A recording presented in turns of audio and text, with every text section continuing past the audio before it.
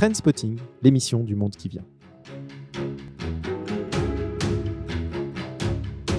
Je suis Michel Lévy-Provençal et à chaque épisode, on découvre ensemble une tendance, un territoire, des technologies, des usages, des modes de vie qui émergent et qui changent notre monde.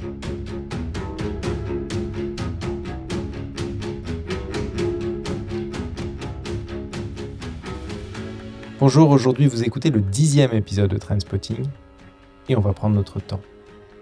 On va prendre notre temps pour parler d'un sujet qui mériterait un bouquin en plus de ce podcast. On va parler d'un nouveau modèle d'organisation qui émerge et qui pourrait à la fois faire naître une nouvelle économie et provoquer une révolution politique. Rien que ça. Je veux parler des organisations décentralisées, autrement dit les DAO. Mais avant de démarrer, je voudrais commencer par vous remercier. Vous remercier parce que Trendspotting n'est qu'à son 10e épisode et vous êtes de plus en plus nombreux à échanger avec moi sur Twitter, sur LinkedIn et par email. Et je voudrais aussi remercier ceux qui contribuent de plus en plus à ces podcasts. Ceux qui m'aident à trouver des sujets et des sources pour les traiter.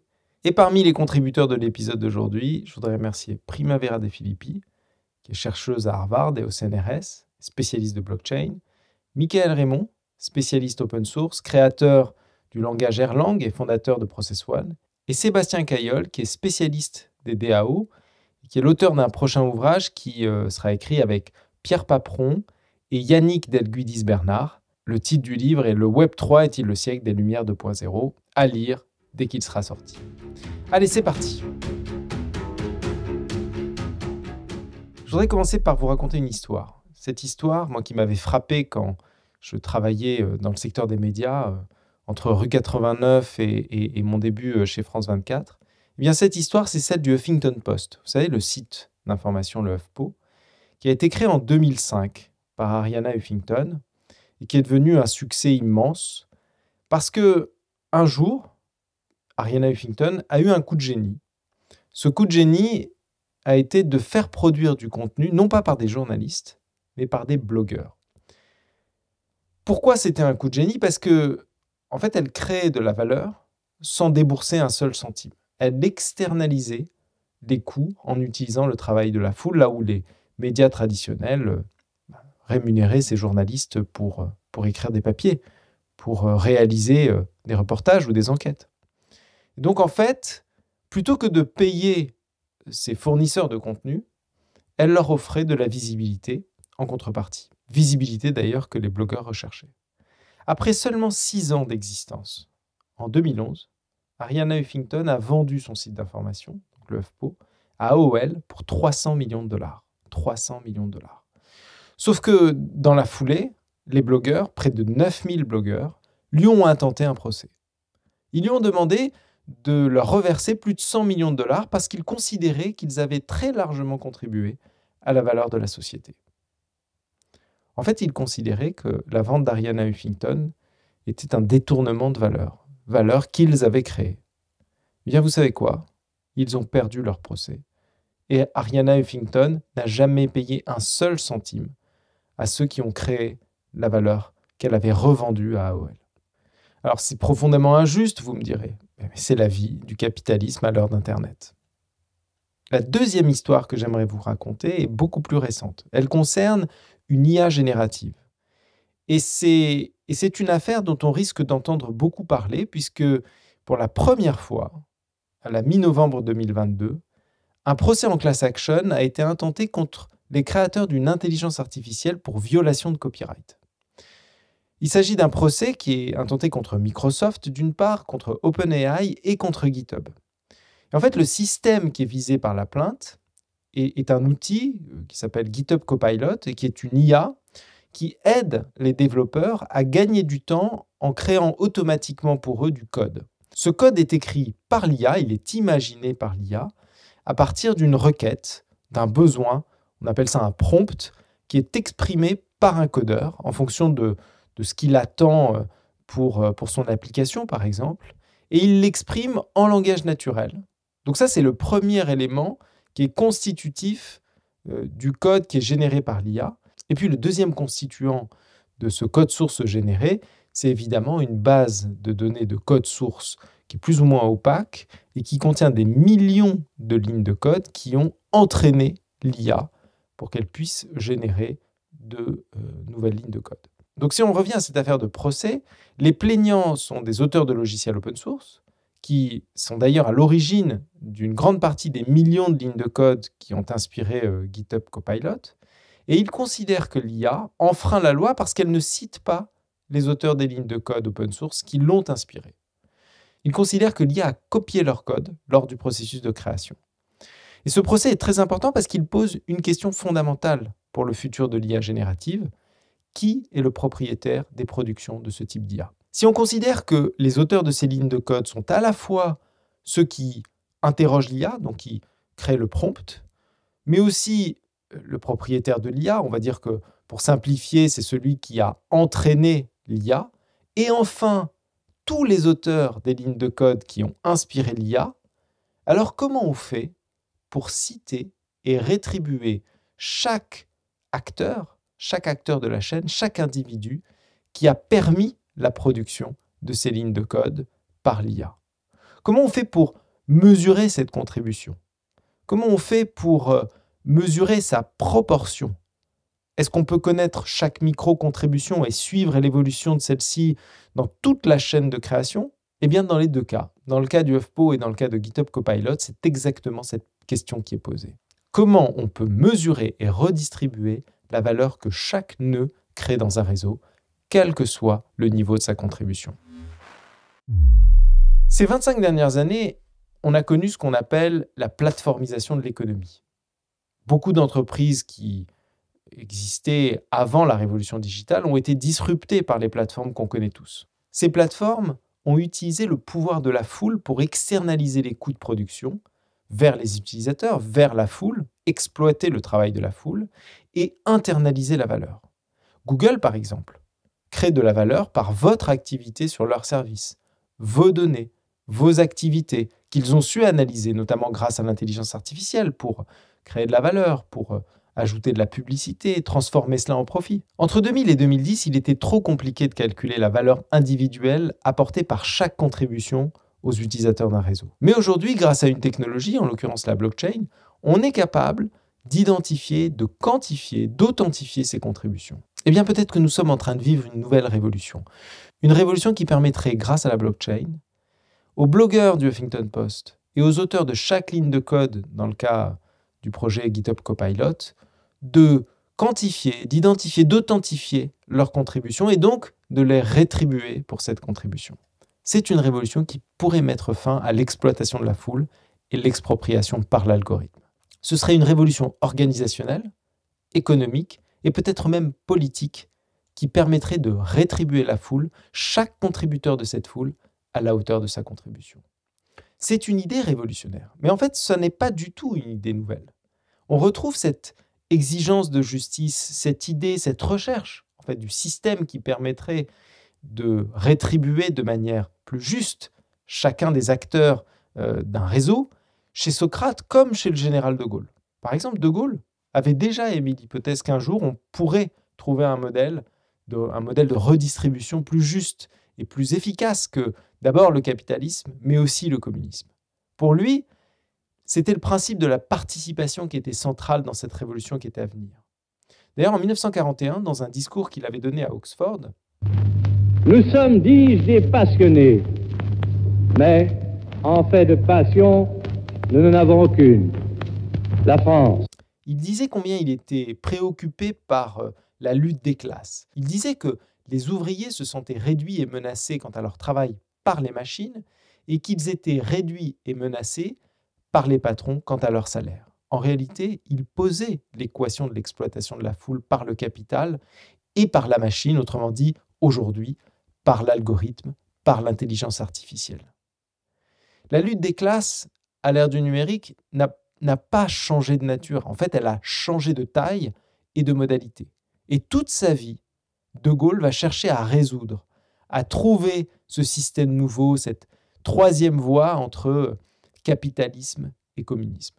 Eh bien, si De Gaulle était vivant aujourd'hui, s'il avait vécu la révolution digitale, il serait en train de regarder comment fonctionne une DAO. Une DAO, c'est une organisation décentralisée, autonome. C'est un programme informatique qui stocke dans une blockchain toutes les règles qui régissent une organisation. Dans une DAO, les règles sont définies par une communauté d'humains, qui va déléguer l'exécution de ces lois, de ces règles, à un algorithme. Donc dans une DAO, il n'y a pas de place à l'interprétation humaine de la loi. L'algorithme exécute le code de manière systématique et rigide. Une DAO, ça peut être une entreprise, une fondation, une ONG, une communauté, même un État. Et ces organisations sont gérées par des logiciels où chaque décision est prise par consensus. Le consensus est humain, il est le résultat d'un vote qui est plus ou moins transparent, à hauteur des voix qui sont détenues par les membres du réseau, mais la loi est exécutée par l'algorithme, par le code.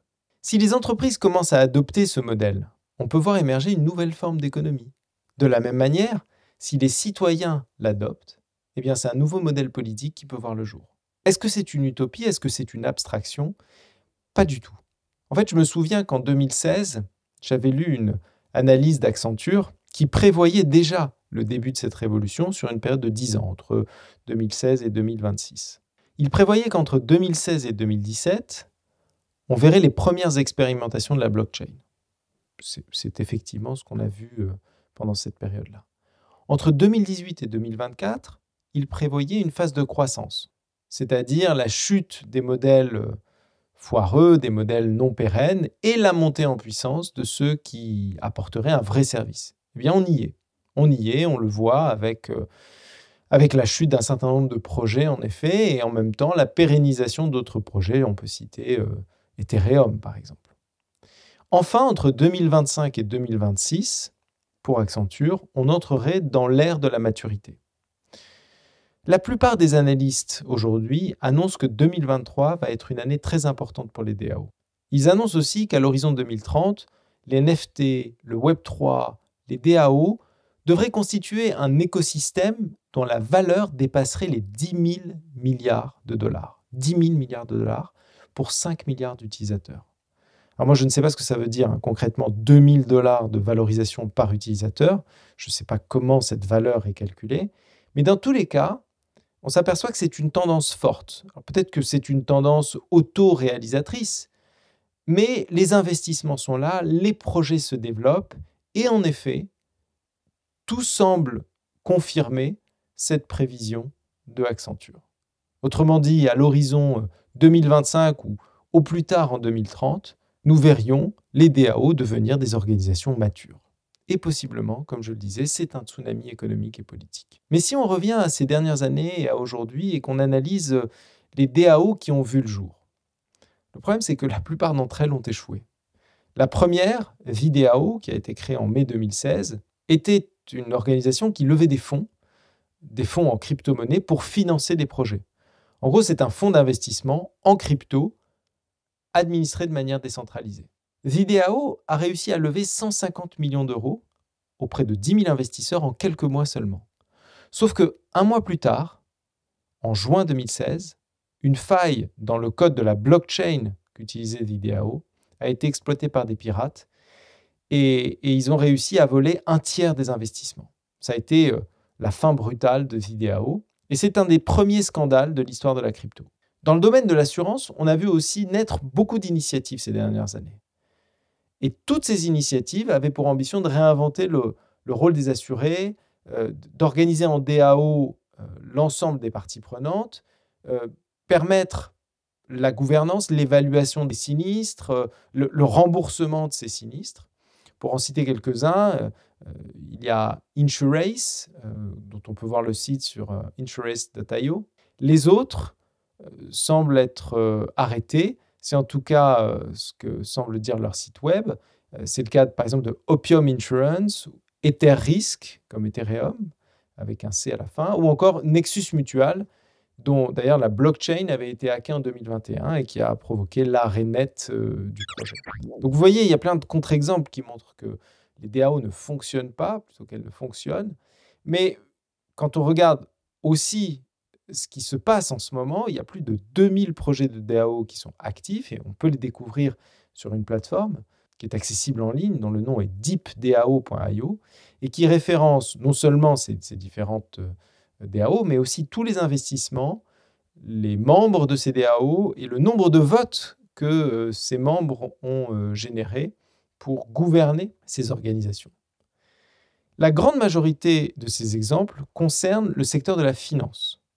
Mais on voit aussi se créer des initiatives qui tentent de révolutionner d'autres secteurs d'activité. Par exemple, dans le monde de l'immobilier, il y a une DAO qui s'appelle Realty avec un T à la fin, et qui promet à ses membres d'investir dans l'immobilier de manière extrêmement simple, en investissant non pas dans des immeubles ou des maisons, mais dans des tokens qui sont adossés à des biens immobiliers fractionnés en toutes petites parts. Dans les univers 3D et dans l'univers des NFT, il y a Decentraland, dont j'avais déjà parlé dans l'épisode sur les métavers, qui propose des terrains virtuels qui sont administrés par une DAO.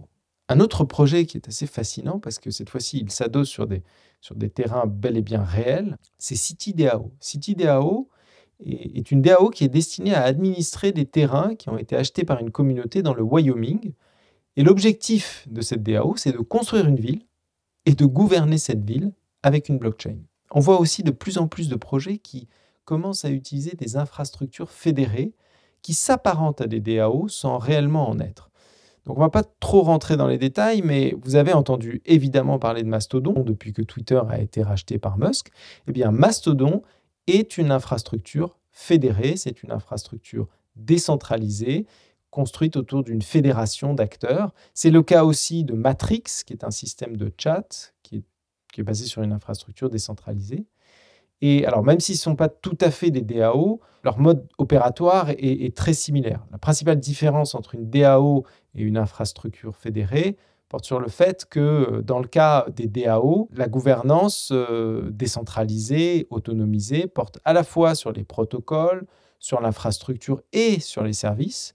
Et dans le cas d'une infrastructure fédérée, en fait, chaque nœud de l'infrastructure est indépendant et appartient à chaque opérateur d'instance. La gouvernance décentralisée ne porte uniquement que sur le protocole. Bon, ce sont des détails techniques de puristes, mais ce qui est intéressant, c'est de voir qu'en fait, cette forme d'organisation décentralisée, autonomisée, est en train de gagner en puissance, et à tel point qu'elle peut remettre en question les organisations centralisées que sont les plateformes numériques telles que nous les connaissons.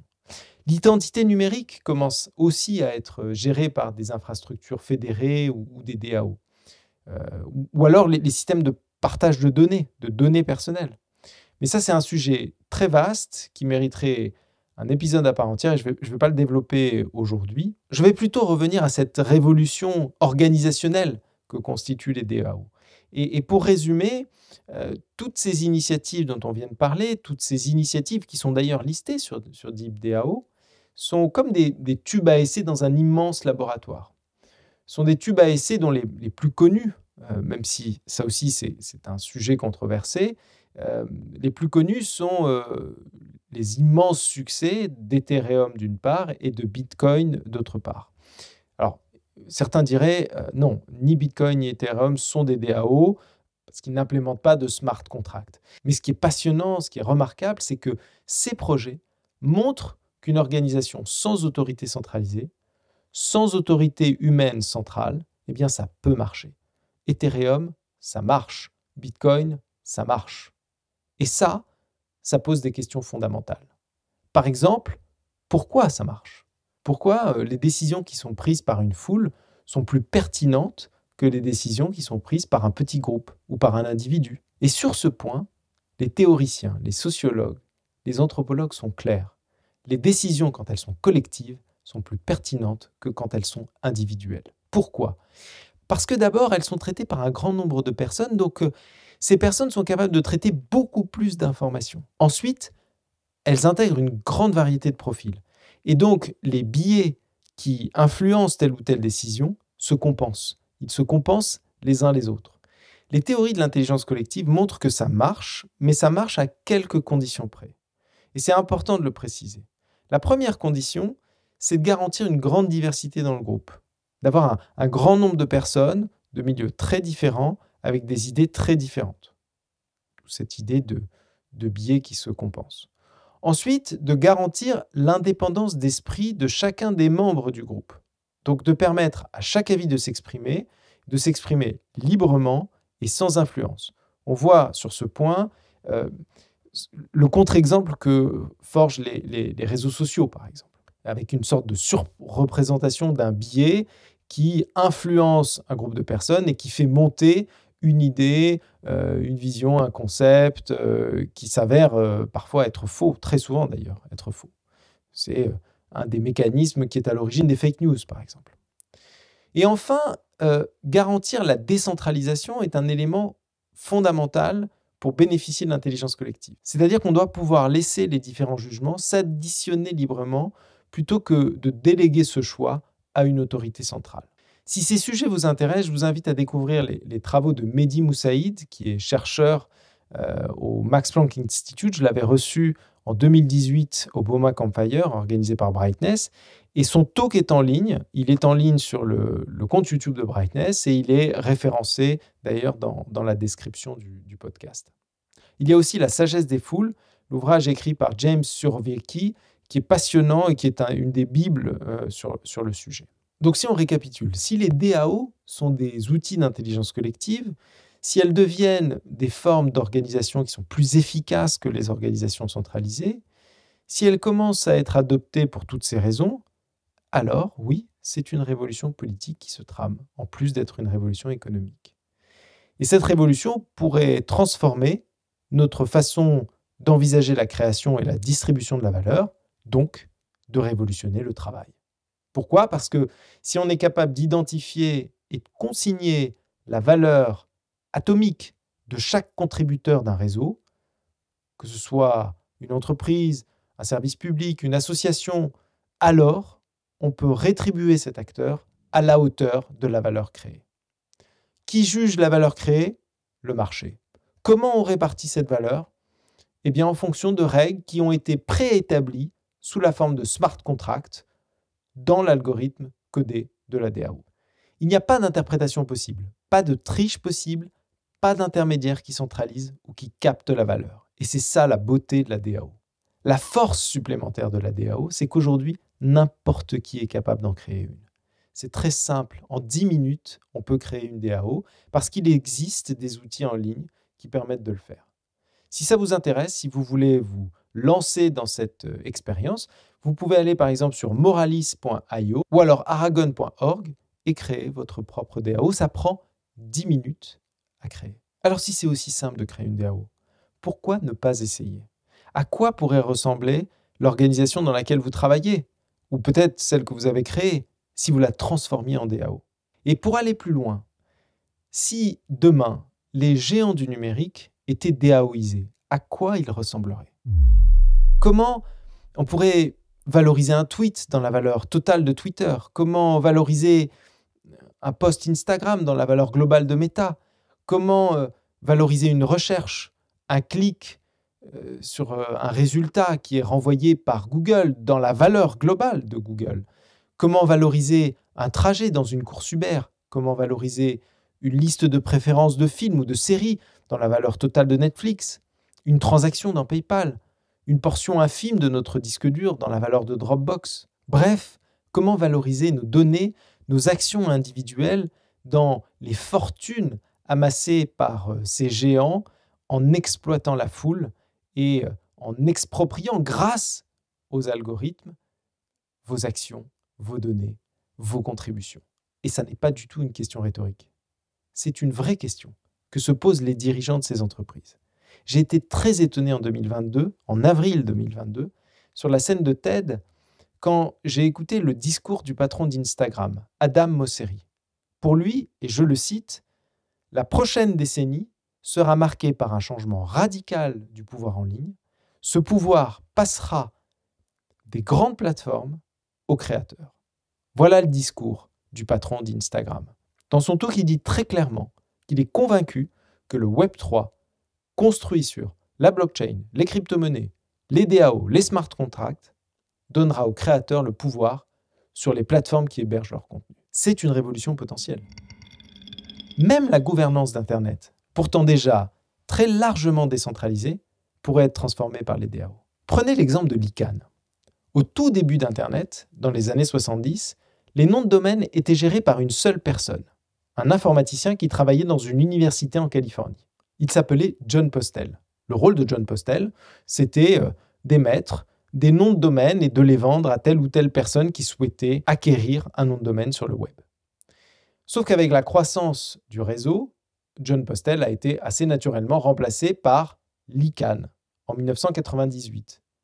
Mais qu'est-ce que c'est que l'ICANN ? Eh bien, l'ICANN, c'est une association de droit californien qui est sous tutelle du département américain du commerce. En 2016, elle va accéder à une certaine indépendance, mais ça reste très formel, puisqu'en réalité, l'ICANN, qui aujourd'hui encore gère tous les noms de domaine d'Internet, est une association de droit américain. D'une certaine manière, Internet est géré par une association américaine. Comment se finance l'ICANN ? Comment est-ce qu'on garantit son indépendance ? En gros, les sites web payent pour réserver un nom de domaine. Et c'est comme ça que l'ICANN se finance. Et l'ICANN possède un monopole avec une gouvernance très centralisée aujourd'hui. Elle a un board certes international, qui pilote l'association et qui génère en moyenne 150 millions de dollars par an, pour un peu plus de 300 salariés. Ces dernières années, l'ICANN a fait l'objet de beaucoup de critiques, beaucoup de scandales qui ont émergé de la manière dont l'ICANN gérait ses fonds, à cause notamment de dépenses qui paraissaient exorbitantes dans des frais de voyage, des frais d'organisation d'événements, des prestations de conseil ou des frais juridiques qui étaient souvent d'ailleurs facturés par des membres du réseau. Pour pallier à ce problème, pour apporter plus de transparence dans la gestion de l'ICANN, est-ce qu'il serait possible de DAOiser l'ICANN ? Bien sûr, ce serait tout à fait possible. Par exemple, chaque nom de domaine pourrait être associé à un smart contract donnant droit à un vote dans la gouvernance de l'association. De cette manière, tous les propriétaires de noms de domaine seraient partie prenante de la gouvernance de l'ICANN, ce qui serait assez logique. Et l'ensemble des décisions seraient prises de manière totalement transparente et ouverte au sein du réseau. Maintenant, essayons de nous projeter dans 20 ans ou dans 25 ans dans le futur. Et imaginons qu'à cet horizon, les DAO sont devenues des organisations matures, qu'elles sont adoptées par des grandes organisations internationales, par des entreprises, par des ONG, même par des États. Imaginez qu'au même moment, les machines, les IA, les robots sont devenus si performants qu'ils ont remplacé une grande partie de nos métiers. Des métiers qu'on connaît aujourd'hui. Des métiers administratifs, des métiers de production, de contrôle, de communication, de vente, même de création. Imaginez maintenant que ces machines sont organisées au sein d'une DAO pour créer de la valeur et se rémunérer en fonction de leur contribution au réseau. Je dis bien se rémunérer, c'est-à-dire que chaque contribution d'une machine permettrait à cette machine de récupérer de la valeur et de stocker cette valeur. Par exemple, en monnaie virtuelle ou en monnaie traditionnelle. Prenons un exemple. Un véhicule autonome, une voiture autonome qui passe ses journées à transporter des clients et qui se rémunère pour chaque course. Elle serait en mesure d'aller faire son plein d'électricité automatiquement quand elle en aurait besoin ou d'aller faire sa révision au garage.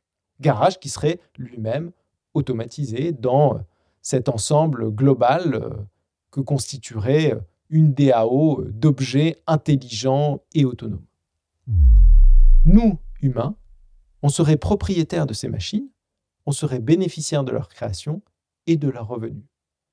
Et pour ceux qui n'auraient pas la chance d'être propriétaires dans ce réseau, eh bien, ils pourraient bénéficier d'un revenu universel qui serait issu d'une taxe sur chacune des transactions dans le réseau, une taxe robot.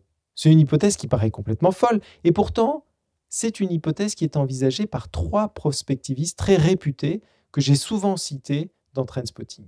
Le premier, c'est Max Tegmark, l'auteur de Life 3.0, livre dans lequel il décrit ce type de système. Le deuxième livre, c'est The Edge of M de Robin Hanson, que j'ai cité à plusieurs reprises, et qui décrit un monde où des émulations, des robots, des intelligences artificielles seraient connectées entre elles, qui seraient d'ailleurs des copies de notre cerveau et qui permettraient de créer de la valeur qui serait redistribuée aux humains. Je vous invite à le lire, il est passionnant, The Edge of M, Robin Hanson. Et enfin, le dernier est le livre de Aaron Bastani, Fully Automated Luxury Communism, qui décrit aussi ce monde qui est à la croisée du communisme et du capitalisme grâce au DAO, qui a donné d'ailleurs un TED Talk en avril dernier, en avril 2022, et que vous pouvez peut-être, je ne suis pas certain, je le mettrai en description, retrouver en ligne. Je crois que c'est la 3e fois en 10 épisodes que je vous cite The Edge of M et Life 3.0. Ces 2 livres proposent une vision d'un monde du futur où les IA sont auto-organisées dans un réseau qui est régi par des algorithmes, qui produisent de la valeur, qui est redistribuée ensuite aux humains pour qu'ils puissent en vivre.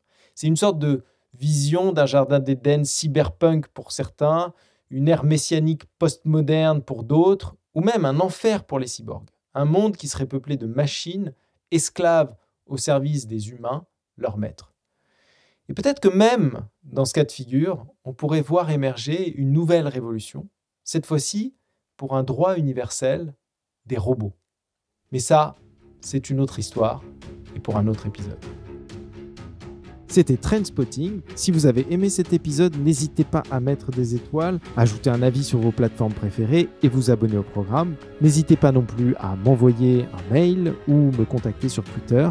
Sur Twitter, @Mikian et par email, michel@brightness.fr. Je serai ravi d'échanger avec vous. Je vous dis à très bientôt.